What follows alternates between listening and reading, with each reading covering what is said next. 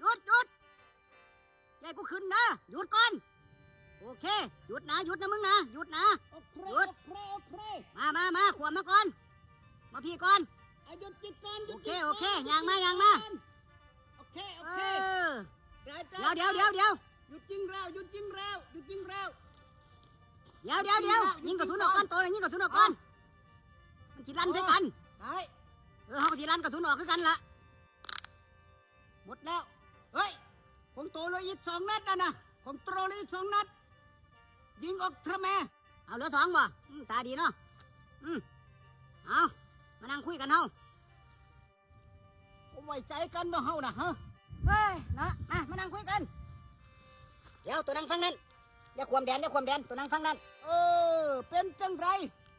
มันเป็นจังใดหรือเป็นจังหยาคักแน่แต่สูนั่นฮะเฮากับประยักษ์เฮ็ดจังสีคือกันนั่นละบ่รู้ว่ามันเป็นจังไดบ้านเมืองเรานั่นละนายคือกันเฮาก็บ่อยากมาตากแดดตากลมจังซี่ดอกเฮาบ่อยากมาตากแดดเลยยุงกัดหินกัดยามมื้อคืนก็เป็นตายโอ้ยเนาะปืนตัวนี้ก็จะมันเดมาทางเฮาข้างเนาะขออนุญาตเด้อเอาไว้ไปทางอื่นก่อนมันสิตำหน้าผากเฮาอันถามซื่อๆสุมากลแห่งหลุมน่ะหลุมน่ะสุมากลเฮ็ดหยังมันเป็นเขตทับซ้อนสุมากลเฮ็ดหยังโอ้ยเฮาบ่ได้ขุดหลุมบังเกอร์อะไรดอกเฮาแค่มาขุดเพราะหาเฮ็ดเพราะแต่ว่าเฮ็ดเพราะมันอยู่ลึกหาเฮ็ดเพราะโอ้ยปอบทางอย่างมึงเอ้ยนะประทาหาเฮ็ดเพราะมึงสิคนนึงลงเลิกคักแน่แท้เขาเคลียร์นี่หน่อยนึงก็พอแล้วเฮ็ดเพราะน่ะนะเอาอีหลีเฮามาบุดขุดเฮ็ดเพราะอีหลีเฮาบ่ได้ทำอย่างอื่นเลยขุดเฮ็ดเพราะอย่างเดียวทางหัวมันเถอะมันเป็นเรื่องผู้หลักผู้ใหญ่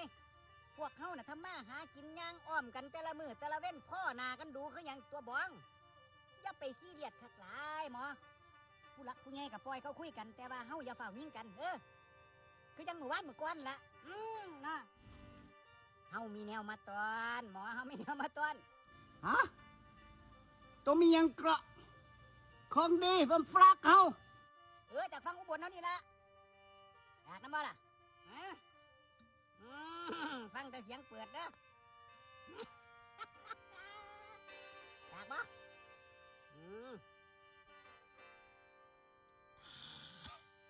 โอ้ยตัวก็จะที่เฮ็ดเอาทรมแควคักไรทอก็เดมาให้กันในดอกเว้ยเพื่อนบ้านใกล้เคียงกันเห็นกันครูมือขัดสักตัวเอาอยู่บ่ตั้งเครื่องนี่เด้อตั้งเครื่อง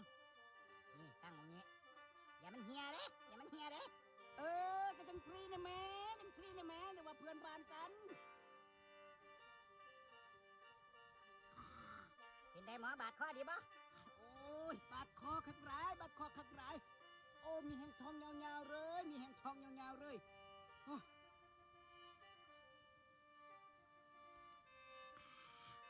โอ้มีกับแกมตรีเฮ้ยนักวิจัยแล้วสแต่ของฟรีถามหาอีกมากับแก้มพอดีละก่อนมาบางหันเฮาแวะตลาดได้ลูกชิ้นปลาเช่ามาตัวลูกชิ้นปลาเช่าโอ้ยเจ้านี่แซ่บตัวแซ่บแห้งคนมีลูกชิ้นเนื้อเป็นเนื้อกับลูกชิ้นหมู2 อย่างแซ่บอยากก็เจ๊เดี๋ยวโอ้ปฏิโทลูกชิ้นปลาเช่าแซ่บเลยเนี่ยคักแท้เมียนเปรเมียนหวาคักแท้ว่ะ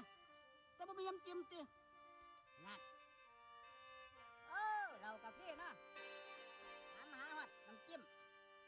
เดี๋ยวเขากัดกันหมอนี่แน่นอนถือว่า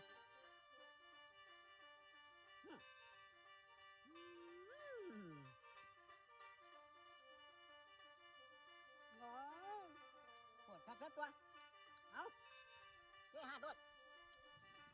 จังสีทันตรัวมันจังว่าลูกชิ้นแซ่บแห้งโอ้ยดอก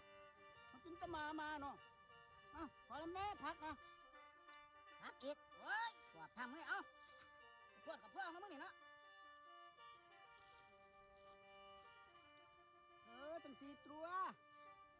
เอาปวดของเขาเลยเฮ้ยนี่ละเฮานั่นน่ะจะสิเป็นซีเรียสคักหลายตายแล้วก็เอาไปบ่ได้จักคนดอกอย่าไปซีเรียสให้อยู่แบบมีความสุขโตกับเฮาไม่พยานกันดอกใช่สัตว์หารใช่สัตว์หารที่ย่านกันแล้วจะแตกอย่างนั้นบ่ตัวมีปืนเนาะมีปืนแต่ว่าสันติวิธีน่ะมันมี เขาก็ไม่ยังรบกับประเทศไทยดอก แต่ว่าผู้ใหญ่เพิ่นสั่งมา อันละ ถูกต้องผู้หลักผู้ใหญ่ต้องคุยกันผู้หลักผู้ใหญ่ต้องคุยกันก่อนว่าที่จะอะไรนะข้าอยู่หันมาได้ต้องเฮ็ดแนวไหมต้องเว้าแนวไหมเฮ้ยเว้าอย่างไรดอกปวดปวดหัวมองของดีเมืองอุบลเอาเย็ดไปซีเรียสกันหน่อยไงเฮียนะไงเฮียนะ นี่เรียกว่าเพื่อนบ้านกัน เป็นได้หมอบาดข้อคักกันบ่โอ้เอาจังสิไปให้ตัวน่ะถอยออกไปสักครึ่งกิโลได้ไปถอยออกไปครึ่งกิโลเขายังสิบ่ได้เมียนกันถอยออกไปก่อนแล้วก็ถมหลุมบังกอกบังเกอของพวกตัวถมมันเบิดเลยเด้อ เพราะ กระช่างมันหลุมยังหลุมเฮ็ดพอตัวละถมมันเบิดเขายังสิบ่ได้ยากกันไปว่าแล้วกันไปหาถมหลุมแล้วก็พุ่นละกลับไปอยู่ไกลๆนะจักหน่อยอย่าสิย่างเข้ามาเด้อย่างเข้ามาใกล้งวดนี่เฮาบ่ทนเด้หมอถ้าคำสั่งผู้หลักผู้ใหญ่นั่นเด้เฮาก็บ่ได้ย่านผู้ใดก็ดอกก็เดียเด้ต้องฟังเสียงของเฮาวะของเฮา11นัดเด้ของโตนบ่ซ้ำเฮาเด้ของเฮามันพุ่นน่ะเว้ยน่ะเห็นบ่แสนยานุภาพของเฮามันคักกว่าโตไปหมอ ได้เลยเดี๋ยวจะพาเพื่อนฟูงเราถอยออกไปสักครึ่งกิโลไปแล้ว เฮ้ยเดี๋ยวกวดกูดิ อย่ามาลืมเนาะว่าสิห่อก็มากินทั้งพุ่นแน่ก็ได้เนาะเอาขอจะเป็ดเลยเด้อกันซะ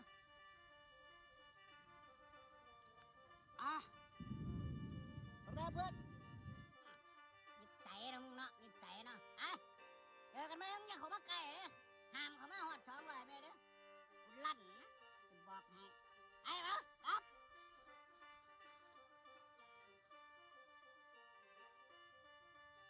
ไปย่างให้ดีอย่านะ